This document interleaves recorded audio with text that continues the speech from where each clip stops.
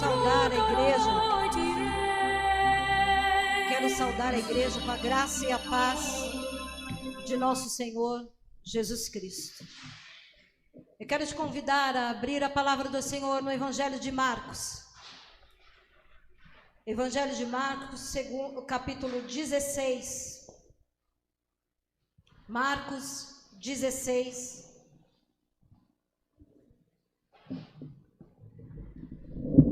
A partir do versículo 14.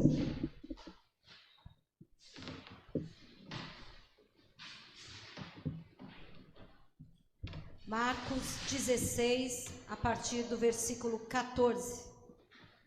Mesmo assentados, mas com toda a reverência à palavra do Senhor, vamos fazer a leitura. Diz assim o texto: Finalmente apareceu Jesus aos 11, quando estavam à mesa, e censurou-lhes a incredulidade e dureza de coração, porque não deram crédito aos que o tinham visto já ressuscitado. E disse-lhes: Ide por todo o mundo e pregai o evangelho a toda criatura. Quem crer e for batizado será salvo. Quem, porém, não crer será condenado. Estes sinais hão de acompanhar aqueles que creem. Em meu nome expelirão demônios, falarão novas línguas, pegarão em serpentes, e se alguma coisa mortíferas beberem, não lhes fará mal. Se impuserem as mãos sobre os enfermos, eles ficarão curados. De fato, o Senhor Jesus, depois de lhes ter falado, foi recebido no céu e assentou-se à destra de Deus.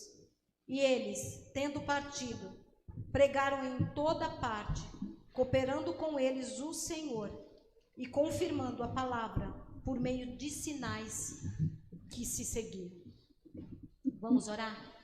Senhor Deus e Pai Todo-Poderoso, nós te louvamos, te bendizemos, nós te agradecemos, Senhor, pelo privilégio de podermos te cultuar. Te agradecemos pelo privilégio de podermos estar mais uma vez na tua casa de oração e te pedimos, Senhor, que o teu Santo Espírito ministre aos nossos corações aquilo que nós precisamos ouvir de ti nessa noite. Ou que o teu Espírito continue ministrando aos nossos corações, Senhor, aquilo que nós precisamos ouvir da tua parte nessa noite. E que encontre em nós mentes e corações dispostos a ouvir e obedecer a tua voz. E é em nome de Cristo Jesus que oramos. Amém e amém. O texto que nós lemos, ele está inserido no contexto da ressurreição de Jesus Cristo. Jesus aqui já havia aparecido a diversas pessoas em momentos diferentes, e no texto que nós lemos, Jesus então finalmente se apresenta aos 11, se revela aos 11, para dar a eles as últimas orientações. Vamos dizer assim, alguma coisa que ainda ficou faltando durante o tempo que eles caminharam com Jesus, alguma coisa que Jesus achou que eles ainda precisariam ouvir. E essas orientações ou essas recomendações ajudariam ou levariam a obra missionária ou a igreja que começava a surgir a um patamar muito mais elevado. No versículo 14, Jesus ressuscitado, então, se manifestou aos seus discípulos e diz que foi no momento da refeição, no momento em que todos estavam reunidos. E Jesus censura o comportamento de incredulidade dos seus discípulos. Jesus censura também a dureza de coração.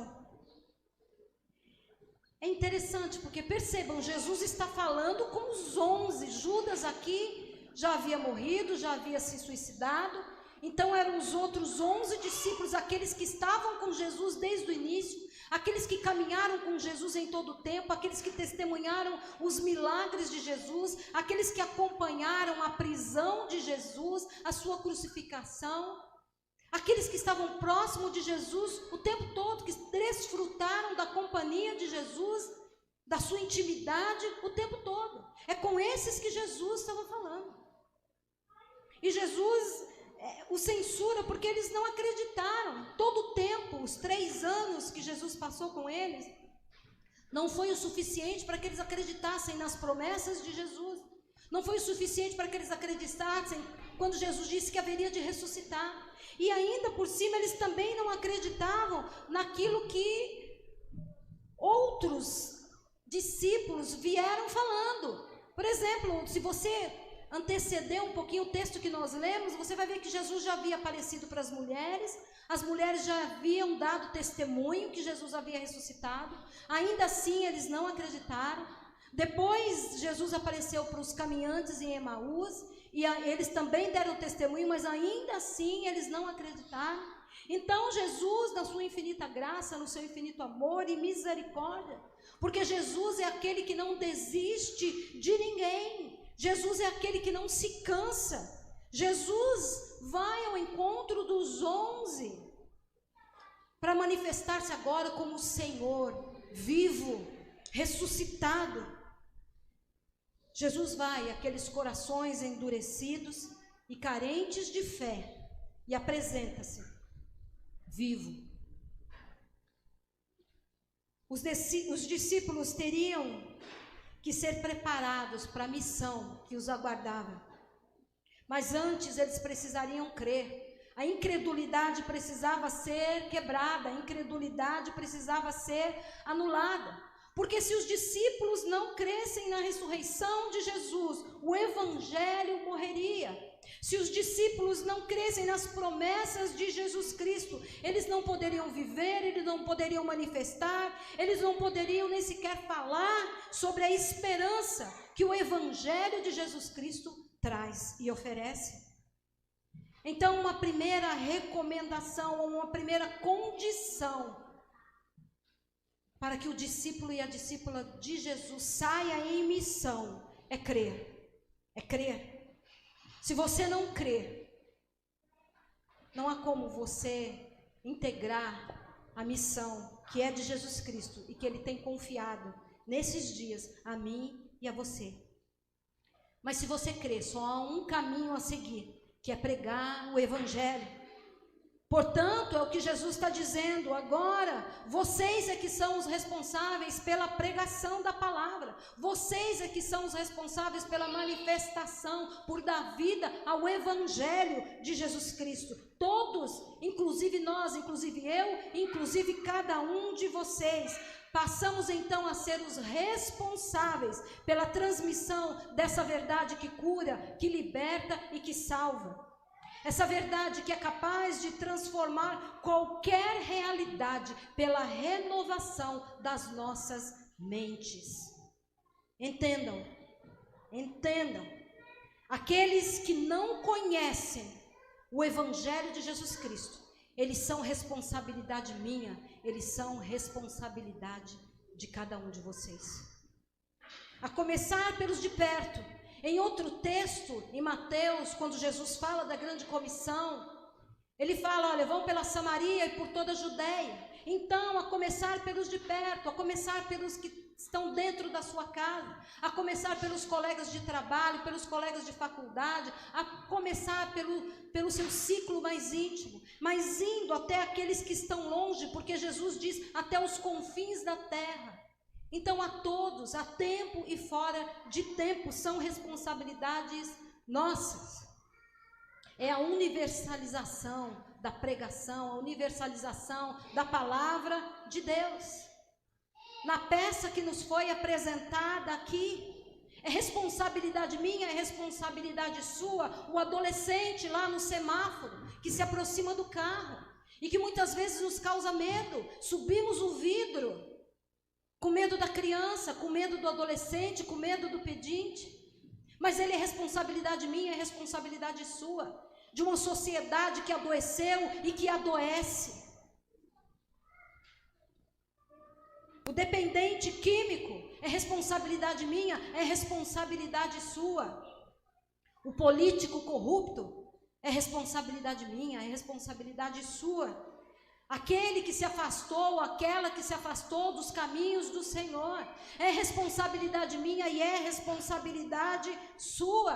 O mentiroso, o falsário, o maledicente, o faccioso, o ateu, aquele vizinho insuportável, é responsabilidade minha, é responsabilidade sua. Todos nós somos responsáveis por aqueles que de algum modo ainda não foram alcançados pelo Evangelho de Jesus Cristo. Porque nós cremos e nós dizemos que cremos, então nós fomos comissionados para irmos e indo manifestarmos o amor, a graça, a misericórdia de Jesus. E perceba como é profunda essa recomendação. Versículos 15 e 16 do texto que nós lemos. Disse-lhes Jesus: ide por todo o mundo e pregai o evangelho a toda criatura. Quem crer e for batizado será salvo. Quem não crer será condenado. Nós não temos responsabilidade sobre o fazer crer. A palavra nos diz, as Escrituras nos garantem que isso é responsabilidade do Espírito Santo de Deus. É o Espírito Santo de Deus quem convence. E diz também a palavra que não é por força nem por constrangimento, mas pelo meu Espírito. É pelo Espírito de Deus que as pessoas serão convencidas. Mas nós temos responsabilidade em pregar o Evangelho. Isso vai muito além das palavras. Passa por ações, pela minha ação, pela sua ação. A minha ação e a sua ação tem que dar vida ao Evangelho de Cristo. Não basta falarmos, temos que viver o que pregamos. Temos que ser testemunhos ou testemunhas vivas desse Evangelho. É ser aquilo que Cristo nos chamou para sermos. Desde as pequenas até as grandes coisas. Deixar de dizer ou de pensar que isso não tem nada a ver. Isso não tem nada a ver, tem tudo a ver. Cada gesto, cada palavra, cada pensamento, cada ação nossa tem tudo a ver com a ministração, com a pregação da palavra, com o testemunho do Evangelho de Cristo, um testemunho vivo, que alcance as pessoas, que ofereça às pessoas a oportunidade da salvação, que gere nas pessoas transformação pela renovação da mente. Como lá no relato do encontro de Filipe com o etíope, que está lá em Atos 8, você pode ler depois na sua casa. O encontro de Filipe com o eunuco. Diz lá o texto que o eunuco, já voltando, era um grande homem da rainha, um homem de autoridade. Ele estava voltando para sua terra, e no caminho ele lia o livro de Isaías. E o Espírito de Deus então transporta Filipe até o local aonde o etíope estava. E Filipe se aproxima dele e pergunta: você está entendendo aquilo que você está lendo? E o que ele responde? Como é que eu posso entender se não há quem me explique? E Filipe então, a partir daquele texto de Isaías que ele lia, começou a explicar a obra de salvação do Senhor Jesus. Começou a explicar, a falar quem era Jesus, a anunciar as boas novas. E diz o texto então que ele creu e que ele foi batizado. Nós precisamos entender que é o cumprimento da palavra do Senhor. É o cumprimento daquilo que está no texto que nós lemos no versículo 20. Conversão. Diz aí no versículo 20 que os discípulos iriam pregar por toda parte e que o Senhor estava cooperando com eles, confirmando a palavra que eles estavam pregando. E confirmando a palavra de que forma? Por meio dos sinais que acompanhavam os discípulos. Os sinais acompanham aqueles que pregam a palavra de Deus. Os sinais acompanham aqueles que se dispõem a realizar a missão. Um outro texto também, Romanos 10, versículos 13 e 14, diz que todo aquele que invocar o meu nome será salvo. Versículo 14, como, pois, invocarão aquele em quem não creram? E como crerão naquele de quem não ouviram falar? E como ouvirão, se não houver quem pregue? Vocês entendem? Nossa responsabilidade não é fazer crer. Nossa responsabilidade é pregar, e não só com palavras, mas com nossas vidas, com o nosso testemunho, nos tornando a cada dia discípulos e discípulas de Jesus Cristo, do Cristo vivo e ressurreto, que veio ao mundo com o único propósito de salvá-lo. Porque embora não seja a nossa missão convencer ninguém, se nós não anunciarmos, se nós não testemunharmos esse evangelho de maneira fidedigna, porque infelizmente hoje há muitos falsos profetas, há muitos homens e mulheres que se levantam e que abram a sua boca em nome de Jesus, mas que pregam um falso evangelho, um evangelho descentralizado da pessoa de Jesus Cristo, um evangelho intolerante, um evangelho do desamor, o evangelho da justiça, mas a justiça feita aos olhos humanos, não a justiça feita aos olhos de Deus, conforme a vontade de Deus.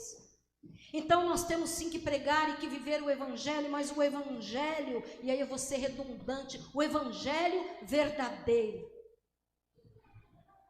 Nós podemos, se nós deixarmos de fazer isso, ou se nós escolhermos não fazer isso, nós podemos nos tornar coparticipantes na condenação de muitos. Como? Quando? Quando, pastor? Que eu posso me tornar, então, coparticipante na condenação? Lucas 17, versículo 1 e 2, garante que haverão escândalos, e que esses escândalos farão muitos tropeçarem na fé. E aí diz, mas ai daquelas por meio de quem os escândalos vierem. Mateus 9, versículo 42, diz também que aquele que fizer tropeçar um dos pequeninos que vierem a Jesus, melhor seria amarrarem uma pedra no pescoço e deixarem se afundarem nas águas do mar.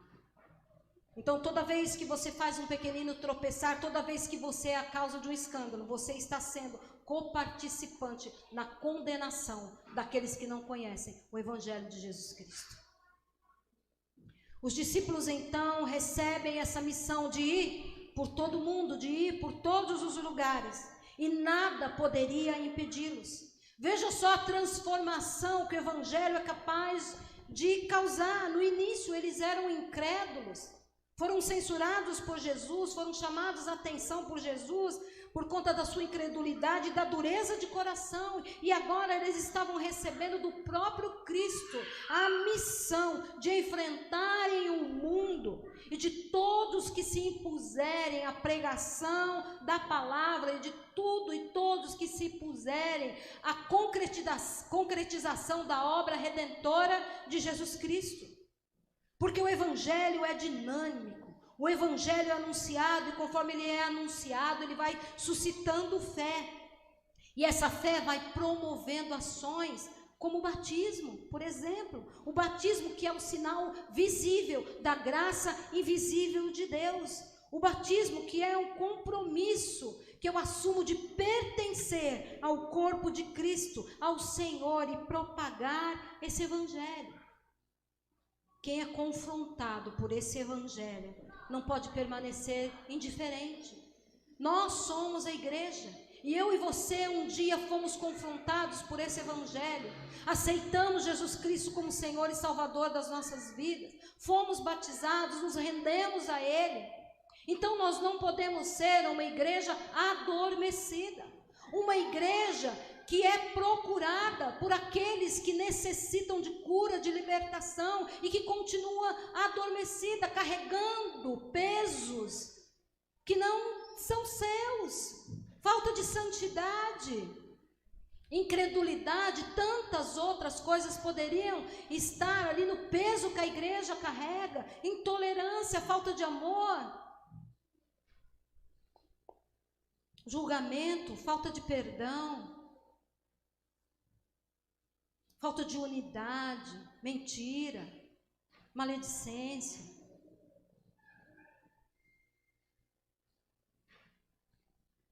Quem é confrontado por esse evangelho não pode permanecer indiferente. Ou você é frio, ou você é quente. Não dá para permanecer morno. Não dá para permanecer morno. Porque esse evangelho nos desafia dia após dia. Evangelho, fé e salvação.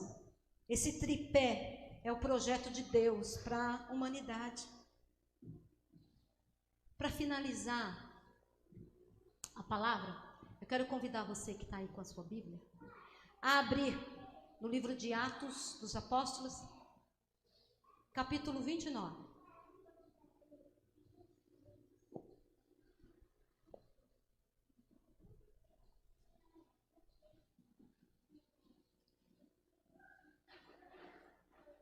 Acharam? Atos dos Apóstolos, capítulo 29. Acharam? Não acharam, né? Porque essa história está sendo escrita. Esse capítulo está sendo escrito por meio da vida de todos aqueles que vieram após a igreja primitiva. Esse capítulo está sendo escrito através da minha vida e da sua vida. O que é que nós estamos escrevendo? Qual tem sido a minha e a sua colaboração na escritura desse capítulo? O que é que nós temos deixado? O que é que nós temos testemunhado? Como que nós temos vivido? Esse capítulo está sendo escrito por mim e por você. Eu quero te convidar a fechar os teus olhos e se colocar na presença do Jesus Cristo vivo que está nesse lugar. Deus te convidou, Deus te chamou e Deus te colocou neste lugar e nesse tempo.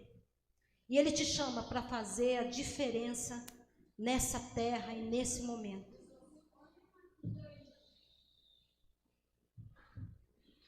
E Ele está dizendo para mim e para você que é responsabilidade nossa anunciar esse evangelho, dando continuidade à missão. À medida que nós vamos compreendendo isso, nós vamos assumindo essa responsabilidade e os sinais vão nos acompanhar. Não porque nós somos muito bons, não porque nós somos muito espirituais, não porque nós temos algum poder, mas porque aquele que tem todo o poder é misericordioso, nos ama e derrama graça sobre nós, permanece conosco e opera por meio das nossas vidas. Eu quero te desafiar nessa noite a assumir, essa noite, que é noite de ceia, a assumir um compromisso com o Senhor. Essa noite em que nós somos convidados a participarmos do memorial, de nos lembrarmos desse amor sacrificial, esse amor que foi até as últimas consequências, a morte de cruz, mas esse amor que venceu a morte. Eu quero te convidar a abrir o seu coração e a assumir com Deus um compromisso a favor das pessoas, a favor do outro. Eu quero te desafiar a dizer a Deus: Senhor, conte comigo, Senhor, pode usar a minha vida, Senhor, eu me disponho. E não tenha medo, não fique pensando, mas eu sou tímido, mas eu não sei falar, mas eu muitas vezes me atrapalho nas palavras. Não tenha medo, porque a obra é dele. A obra é daquele que nos comissionou. O poder é daquele que quer nos usar, é de Jesus Cristo. O nosso papel não é convencer, o nosso papel é ser abençoadores, sermos amáveis.